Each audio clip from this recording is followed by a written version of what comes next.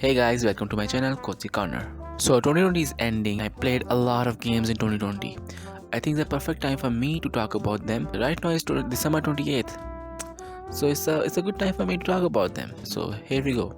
So the list is without any order. Listen, I love fighting games. One of my earlier infant gaming memories is that of King of Fighter, and though I'm still terrible at fighting games, I love them for many reasons. Anyways, Grand Blue Fantasy Versus is aesthetics. I love the art style and the characters. I will say that it's a great gateway game to the fighting genre, but the character roster in this game is terrible. 11 characters in an age where games such as Smash comes with like 70 plus base roster. I mean, there is DLC, but it is still paid, so the point still stands. 7 out of 10 could have been a 9. Under the Night, something. I honestly don't have any idea what to talk about this game, what to say about this game. It was okay. Nothing special, to be honest. 6 out of 10. Ori and the Will of the Wisp was my game of the year up until another game came along and took that title. But I still think that this game is absolutely phenomenal. The art style, the music is just so good, and I love platformers, especially 2D platformers. And Hollow Knight is one of my favorite game of all time, and Ori borrows the best from the both worlds. 9 out of 10 for sure. Blood Roots was pretty fun. It is an indie game, but it's quite tough, and I was over it after the first boss. I would like to play it again one day because it has that gamer range, throw your controller factor in it. It's quite hard. 6.5 out of 10.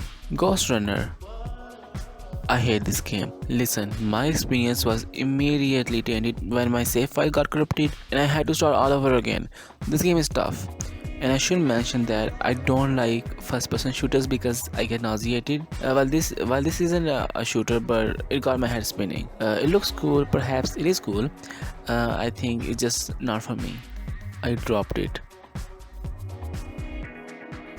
Doom Eternal is fucking awesome, and I don't care about my spinning head anymore.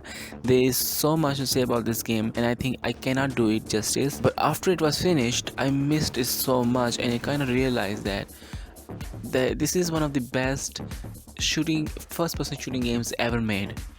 It's fast-paced, it is tough as nails, but it's fun, and that's what matters. For a first-person shooter games for me to finish a first-person shooter game, that's like it just tells you about the quality of this game. 8.5 out of 10. Exit the Gungeon. This game is boring, it is difficult. I love Enter the Gungeon though. Now let's talk about all the games that I dropped.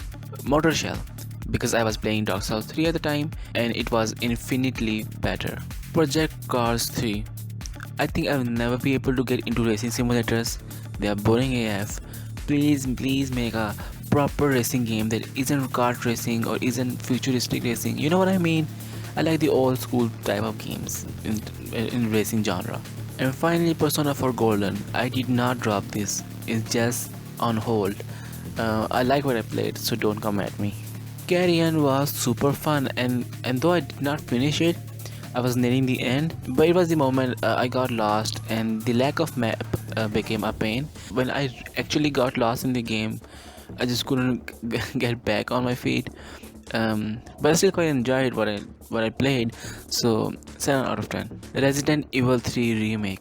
Hey, I liked it. I couldn't give a shit about the nostalgia aspect of this game or the cut content. I don't know the original game. I love this game. I love the games that have shorter runtime. Like 7 hours is just fine for me. So I think people like bash this game for not being like the original, or they bash it for being too short, and I don't have any of both of those opinions. The one thing I really did not like was the final boss. I think it was underwhelming. I think overall the finale aspect of it was the final area was also not as quite tight as any of the initial areas. I will say it's like a 7 out of 10. The Pathless. Go play this game. It's from the creators of Abzu, and it is a perfect balance between intense and comforting. Just navigating this world is so much fun. It's so fast. I will not talk about these games anymore. It's not a review, but I want you to discover this game for yourself like I did it. An 8 out of 10. Streets of Rage 4. Thank you for the easy mode. I've never played beat 'em ups before, let alone finish them. It was this art style that enticed me, and you know what? It was fun. A 10 out of 10. You know what? I don't think I like fighting games that much anymore. I don't know why I did not have a good time as much as I should have. I played Samsho when I was a kid. I grew up with Neo Geo and I did not get any nostalgia factor playing this game at all. Even if it was not about the nostalgia factor, this game is pretty basic for me. 6.5 out of 10. The character roster was okay. Also, please fire the guy who came up with the character select screen. Mafia Definitive Edition is underrated AF. I love driving in this game more than the actual games focused on driving. I think the story was pretty interesting. Like, it's a smaller game. It's not a huge open world, but it was a spectacle to like look at the world and just drive through the nights and in the morning. Like, there were some missions that I think were pretty mediocre, and some were pretty fun. Overall, 7 out of 10. It was a fun time. Hades is my game of the year. I love this game. I might be one of the few people who played Pyre. I would like to recommend that game. But Hades blew my expectations out of water. I think the game definitely has a learning curve for sure. It took me some while to understand the various gameplay aspects, the boons, the guards, the upgrades. They require multiple playthroughs, and it is really satisfying to see your next run being better than the last one. I finished this game. Basically, you have to like get out of the underworld.